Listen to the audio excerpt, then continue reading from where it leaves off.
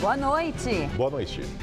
Acordo de cessar fogo em Gaza não dura nem 2 horas. Hamas e Israel trocam acusações pelo rompimento da trégua. A Organização Mundial da Saúde afirma que a epidemia de ebola está fora de controle na África.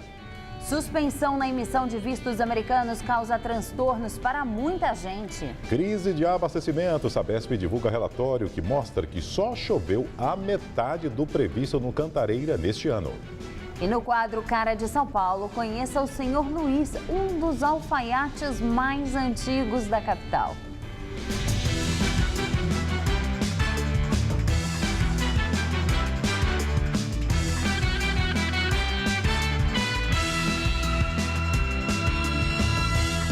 A paralisação na emissão de vistos para os Estados Unidos está mudando os planos de muita gente. Quem já comprou passagens está tendo que reprogramar a viagem. É um problema técnico no mundo inteiro. Fez a embaixada do país aqui no Brasil adiar para dia 13 de agosto todas as entrevistas de visto marcadas para hoje. Renata até tentou argumentar, mas não adiantou. Vai voltar para Curitiba, no Paraná, sem o visto e sem a certeza da viagem para os parques da Disney, que já está marcada. A gente veio de Curitiba na terça-feira para fazer a entrevista e a gente não vai conseguir, vamos perder a viagem hoje. De quanto é o prejuízo? Ai, mais ou menos, acho que de uns R$2.000 com voo, hotel e tudo. Quando que é a viagem? Dia 18 de agosto. Muito perto. Tá muito perto. Acho que a gente vai ter que reagendar tudo já. Todas as entrevistas de vistos que estavam agendadas para hoje foram adiadas para o dia 13 de agosto. Segundo a Embaixada dos Estados Unidos no Brasil, um problema técnico na atualização de um software afeta a emissão dos documentos no mundo todo. Por enquanto, as entrevistas da semana que vem não foram alteradas. Em uma rotina normal, o processo para a emissão de vistos aqui em São Paulo leva de 12 a 15 dias. Mas com esse problema, não há uma previsão para a normalização da capacidade de processamento dos documentos. Por isso, a recomendação para quem ainda não tem o visto é que não feche a data da viagem e nem compre passagens ou pacotes. O atendimento hoje só foi feito para cidadãos norte-americanos ou em casos de emergências de natureza humanitária. Muita gente foi até a porta do consulado na Chácara Santo Antônio na esperança de conseguir realizar a entrevista. Era o caso da estudante Caroline, que começaria um intercâmbio no próximo dia 6. A mãe dela diz que a escola, nos Estados Unidos, demorou para enviar os documentos. O documento chegou no Brasil quarta-feira da semana passada, foi agendado o visto de emergência.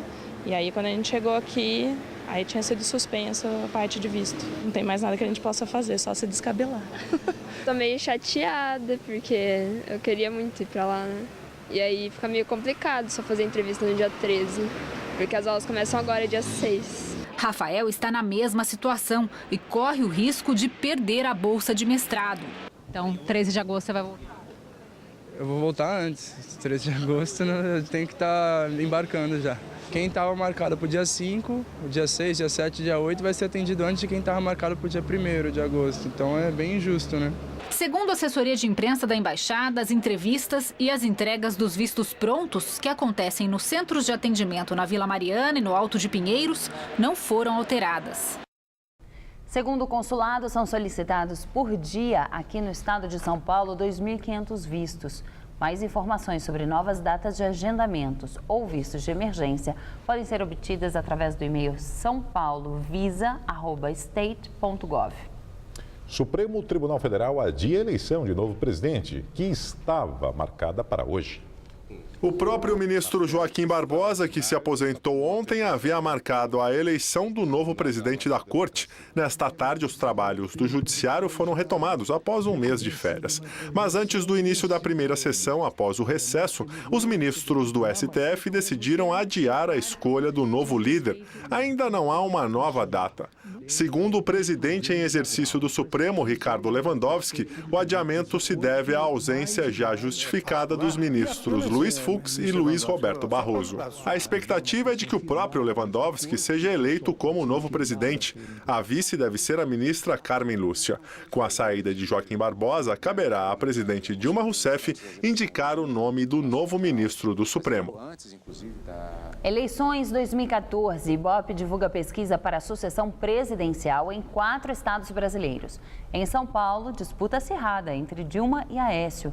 No maior colégio eleitoral do país, os dois podem estar empatados dentro da margem de erro, que é de 3 pontos percentuais para mais ou para menos.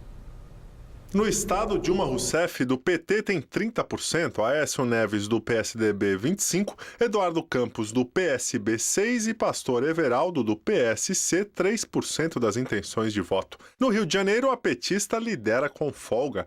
No estado, Dilma tem 35%, Aécio, 15%, Campos, 5% e Pastor Everaldo, 4%. Em Minas, estado já governado por Aécio Neves, o tucano lidera. Ele tem 41%, seguido por Dilma com 31%, Campos com 5% e Pastor Everaldo com 1% dos votos. Em Pernambuco, terra de Eduardo Campos, Dilma Rousseff tem 41%, Eduardo Campos 37%, Aécio Neves 6% e Pastor Everaldo 1% das intenções de voto. Os levantamentos foram realizados entre os dias 26 e 28 de julho e estão registrados no Tribunal Superior Eleitoral. A presidente Dilma Rousseff se reúne com o primeiro-ministro do Japão em Brasília. O encontro tem como objetivo o estreitamento das relações econômicas e diplomáticas entre os dois países. O primeiro-ministro japonês Shinzo Abe subiu a rampa principal do Palácio do Planalto e, ao lado da presidente Dilma, participou da cerimônia de apresentação das delegações. Depois seguiram para uma reunião que contou também com a participação de ministros. Depois da reunião, foi realizada uma cerimônia de assinatura de atos e aconteceu uma entrevista coletiva. Os dois países firmaram diversos acordos bilaterais que irão beneficiar, entre outras áreas, a exploração de petróleo e projetos agrícolas de soja, milho e outros grãos. O Japão é considerado pela diplomacia brasileira o 6º principal parceiro econômico no mundo. No ano passado, o fluxo comercial entre os dois países somou 15 bilhões de dólares. Diretório estadual do PT de São Paulo mantém a decisão da executiva da legenda e expulsa o deputado Luiz Moura do partido. O parlamentar diz que a decisão foi ditatorial e que vai provar sua inocência. O deputado estadual é citado em uma investigação do Grupo de Atuação Especial de Repressão ao Crime Organizado do Ministério Público como suspeito de lavar dinheiro para integrantes do PCC. Ele estaria associado à facção através de empresas de lotação que operam na zona leste de São Paulo. Pelas regras eleitorais, Moura não poderá disputar a reeleição. Moura disse que não concorda com a expulsão e que vai recorrer da decisão do partido na Executiva Nacional e na Justiça Comum. Segundo ele, essa foi uma medida injusta e ilegal. Ele alega que não teve direito à defesa. No entanto, o PT paulista disse que deu prazo para Moura apresentar defesa, mas que ele não compareceu às reuniões agendadas. Ministro da Casa Civil, Aloysio Mercadante, terá de pagar multa de R$ 7.500 por propaganda eleitoral antecipada em favor da presidente Dilma Rousseff do PT. A decisão foi tomada hoje pelo Tribunal Superior Eleitoral. Em 15 de junho, 3 semanas antes do início da campanha eleitoral, Mercadante utilizou a estrutura do Planalto para responder críticas feitas pelo tucano Aécio Neves sobre a organização da Copa do Mundo. Na ocasião, ele defendeu a presidente Dilma e afirmou que ela era a mais preparada para o cargo. Mercadante nega ter feito propaganda. A assessoria de comunicação da Casa Civil divulgou nota informando que o ministro respeita a justiça eleitoral, mas mantém a interpretação apresentada em sua defesa. O argumento é de que Mercadante não utilizou equipamento público para fins eleitorais e que a coletiva visou defender a atuação do governo. Enquanto a sexta-feira foi de muita chuva no sul do Brasil, aqui em São Paulo o tempo continua seco, com índices de umidade relativa do ar entre 20% e 30%, o que potencializa a concentração de poluentes. E segundo os meteorologistas, essa condição só deve melhorar na próxima terça-feira, quando pode voltar a chover. Vamos ver como fica o tempo no fim de semana em todo o estado de São Paulo com Mariana Armentano.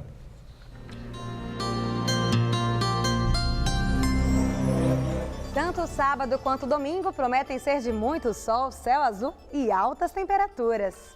Todas as regiões paulistas continuam sob o domínio de uma grande massa de ar seco. Por isso, não há nenhuma gota de chuva prevista e os índices de umidade relativa do ar ainda ficam abaixo dos 30%. Ainda faz friozinho de madrugada, mas à tarde o sol brilha forte e as temperaturas disparam, ultrapassando a marca dos 30 graus em todo o centro-oeste paulista. No centro-norte, calorão também de 31 graus na região de Bauru e também em São José do Rio Preto. No litoral, dia perfeito para ir à praia, muito sol e temperaturas na casa dos 29 graus. Aqui na Grande São Paulo, o fim de semana também será ensolarado e só deve voltar a chover na semana que vem. Nessa madrugada, mínima de 14, amanhã à tarde os termômetros batem na casa dos 27 graus. No domingo esquenta mais, máxima de 28. E na segunda-feira nada muda e a máxima prevista é também de 28 graus. O Instituto Brasileiro de Defesa do Consumidor, o IDEC, lança campanha para mapear as regiões que estão sofrendo com a falta d'água em São Paulo. De acordo com pesquisa do Instituto, 74% dos entrevistados afirmam que ficam sem água durante a noite. A campanha do IDEC foi feita pela internet e foram quase 500 relatos. 74% das pessoas informaram que ficam sem o fornecimento de água pelo menos uma vez por dia, principalmente no período da noite. Estou aqui com a doutora Cláudia Almeida, que é advogada do IDEC e coordenadora da campanha. Doutora Cláudia, o que isso significa, né? Esses números representam o quê? Há um racionamento de água na cidade de São Paulo? Esses números representam que, sim, existe um racionamento não declarado, um racionamento mascarado. Isso é preocupante. O IDEC se preocupa com isso porque viola direito à informação do consumidor. Ele não sabe quando vai faltar água na casa dele. O que o consumidor pode fazer é, primeiro, sempre o que nós orientamos, ligar direto para a Sabesp. A Sabesp precisa ter esses dados, precisa ter essas informações. Depois, se a Sabesp não resolver, você pode entrar em contato com a Arcesp, que é a agência reguladora, PROCON e, por último, no último caso, na Justiça mesmo. Justamente para buscar os direitos, quer dizer, ele não pode ficar sem esse abastecimento. Exatamente, ele não pode achar que abrir a torneira e ela não ter água é uma coisa normal. Não é normal, ainda não foi declarada a situação de racionamento, então, até o momento, você não ter água na sua casa é ilegal. Bom, em nota, a Sabesp afirma que a pesquisa foi feita com apenas 494 entrevistados, enquanto a companhia atende 18 milhões de clientes e que os dados dela, no período da pesquisa, mostram queda de reclamações. A empresa já solicitou ao IDEC acesso às queixas para solucionar os eventuais casos de falta de água. A Sabesp também reafirmou ser contrária à decretação de racionamento. E dados divulgados pela Sabesp mostram que os reservatórios do sistema Cantareira só receberam metade da chuva esperada nos primeiros 7 meses do ano. A precipitação acumulada até julho foi apenas 57% do esperado na região das represas que abastecem o sistema Cantareira. Desde janeiro, foram registrados 533 milímetros de chuva, quando a expectativa era de pelo menos 925. Nessa região, somente em março as chuvas foram acima da média histórica. Nos demais meses, a precipitação foi abaixo da média, o que agravou a crise de abastecimento no estado de São Paulo. O mês em que choveu menos foi junho. Hoje de manhã, os reservatórios do Cantareira operavam com 15,3% da capacidade total. Ele começou a trabalhar no Recife aos 8 anos de idade. Já está há 66 anos na profissão e quer seguir trabalhando até os 100. Alfaiate experiente, o pernambucano Luiz Severino de Santana atende uma clientela fiel numa loja de um bairro nobre da cidade. Ele é um personagem que é cara de São Paulo.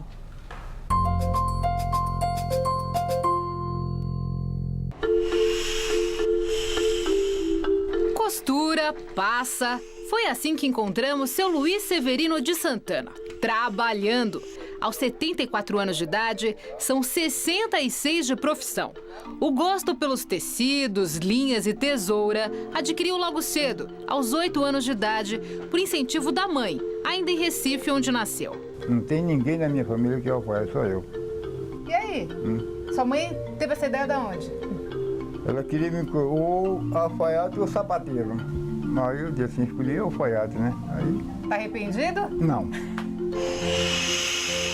Aos 22 anos de idade, o seu Luiz veio para São Paulo e adotou a cidade como sua. Aqui casou, teve filhos, virou palmeirense e não pretende sair daqui não. Sabe por quê? Quer continuar trabalhando como alfaiate, pelo menos até os 100 anos de idade. Depois dos 100 anos eu vou levar minha vida sossegada. Eu vou viver até 115 anos. Seu Luiz só pensa no ofício de alfaiate. Esteve sempre empregado e já fez roupas até para ministros e governadores. Há 7 anos, trabalha nesta loja nos Jardins, área nobre da capital paulista.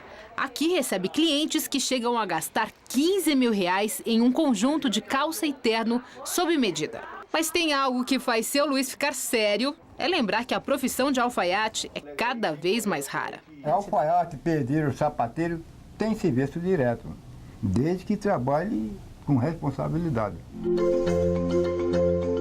Seu Luiz, alfaiate dos bons, respeitado, de vez em quando fala sério, mas não esquece de atuar numa outra área. Tirador de sarro profissional. Tô vendo aqui que o senhor tem a fita. Opa, tem, olha só. Isso aqui é para furar cliente.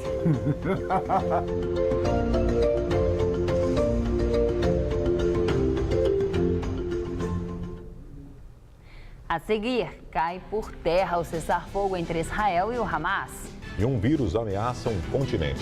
A Organização Mundial da Saúde afirma que a epidemia de ebola está fora de controle na África. A Organização Mundial da Saúde afirma que a epidemia do vírus ebola está fora de controle na África.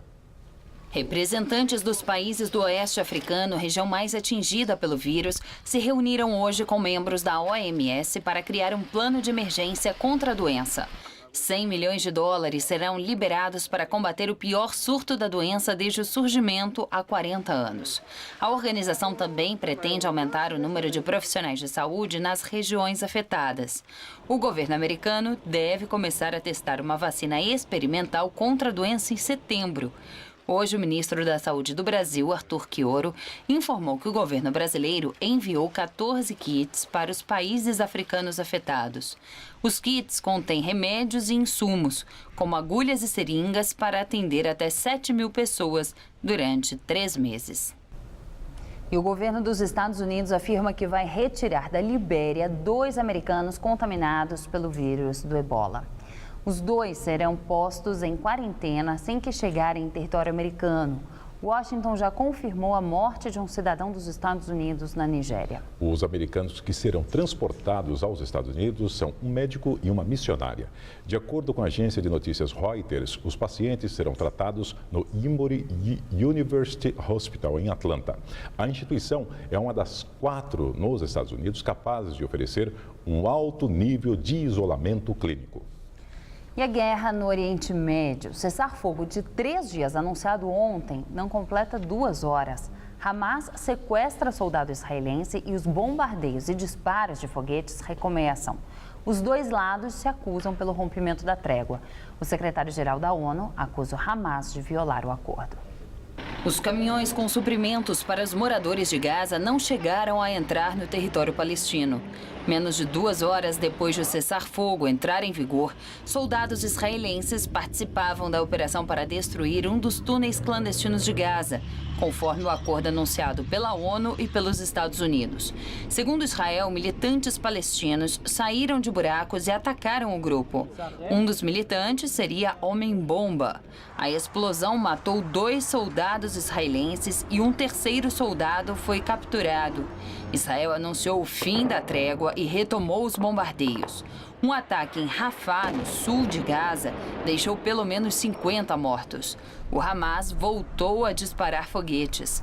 O grupo radical islâmico não assumiu a captura do soldado.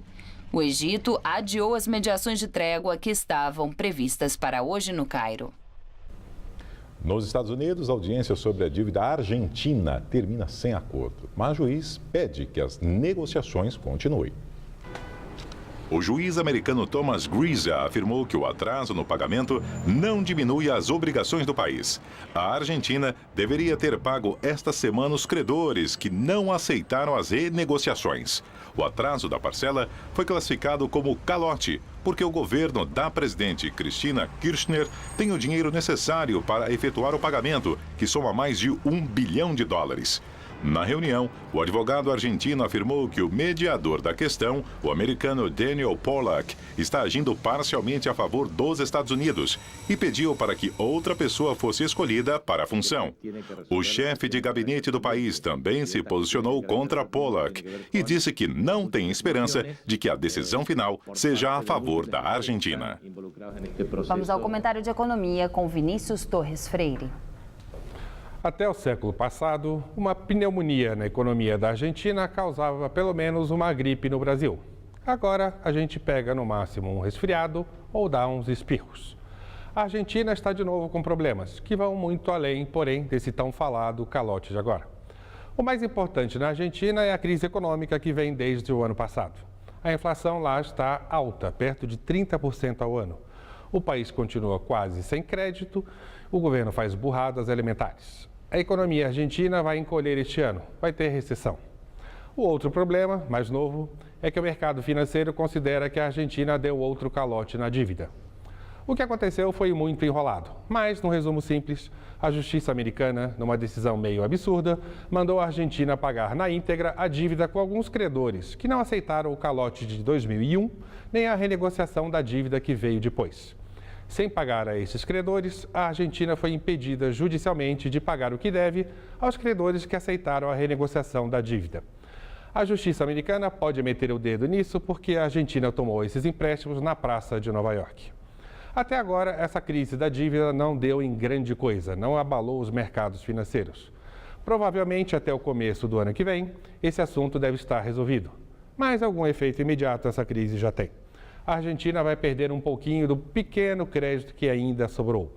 Vai haver tensão entre os argentinos. Logo, o dólar lá vai subir, o que vai piorar um pouco a inflação, o que vai diminuir um pouco mais o crescimento da economia por lá. Mas como a Argentina está praticamente sem crédito no mercado financeiro internacional desde 2001, quando deu seu último grande calote, o efeito da inadimplência de agora será pequeno. Não vai abalar os mercados. Mesmo o calote de 2001 não teve grande efeito no Brasil, que sofria mais por problemas domésticos. Como a Argentina pode, enfim, afetar o Brasil? Do modo como já estava afetando. Com a economia deles crescendo pouco e sem dólares, eles compram menos produtos brasileiros.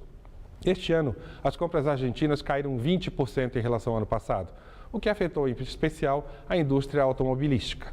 Mas isso dá no máximo 2% das vendas brasileiras para o exterior. Vai afetar a gente, mas não vai mudar grande coisa no crescimento brasileiro, que está pequeno em grande parte por culpa nossa mesmo. Boa noite, até o mês que vem, porque eu estou de férias. Vídeos divulgados na internet mostram novas explosões em cidades na Síria. Na capital, Damasco, foram registradas 4 explosões. Em outra cidade, mais bombas provocaram nuvens de fumaça em cima dos prédios. Em Alepo, as ruas foram tomadas pela poeira das explosões. Residentes e equipes de resgate tentavam retirar feridos dos escombros. Os conflitos na Síria já duram 3 anos. Calcula-se que mais de 170 mil pessoas morreram desde o início da guerra civil no país. Sobe para 31 o número de pessoas que morreram afogadas no Paquistão durante a festa que marca o fim do Ramadã. 10 corpos foram encontrados pelos serviços de resgate. Os banhistas que se afogaram não obedeceram à proibição das autoridades de nadar em frente à costa de Karachi, no sul do Paquistão.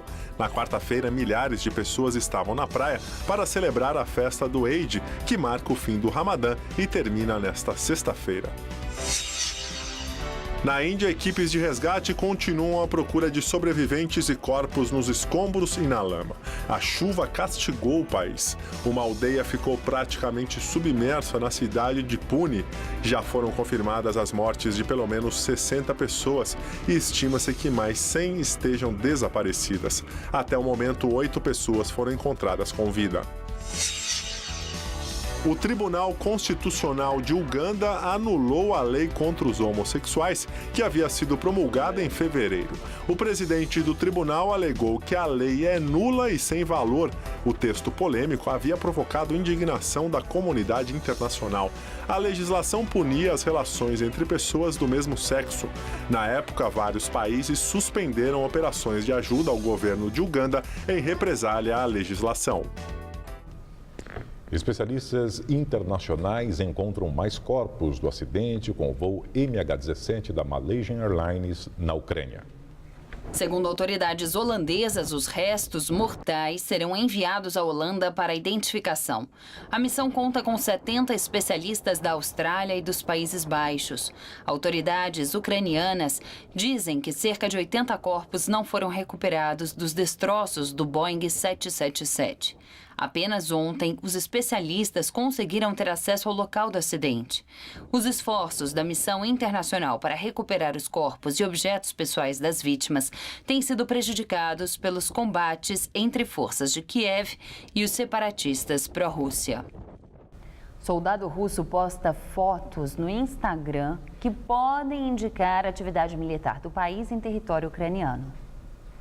As imagens foram postadas na internet durante todo o mês de julho. No último domingo, Alexander Sotkin diz na legenda: sentado trabalhando no bunker, ouvindo música, basicamente um bom domingo. O lançador de mísseis onde a foto foi tirada é do mesmo modelo que pode ter derrubado o voo MH17 da Malaysian Airlines. A localização de Sotkin foi revelada pelo GPS do aplicativo, que indica que as imagens foram postadas de um local próximo à cidade de Krasnaya Talovka, na região de Luhansk, foco de conflito entre ucranianos e separatistas. O governo não se pronunciou oficialmente sobre o assunto, mas um parlamentar russo afirmou que há planos de proibir os soldados de participarem de redes sociais enquanto estiverem servindo o exército. A edição das 10 do Jornal da Gazeta termina aqui. Boa noite, bom fim de semana para você. Nós voltaremos na segunda-feira. Fica agora com o Rony Con no Todo Seu. Uma ótima noite para você e até segunda.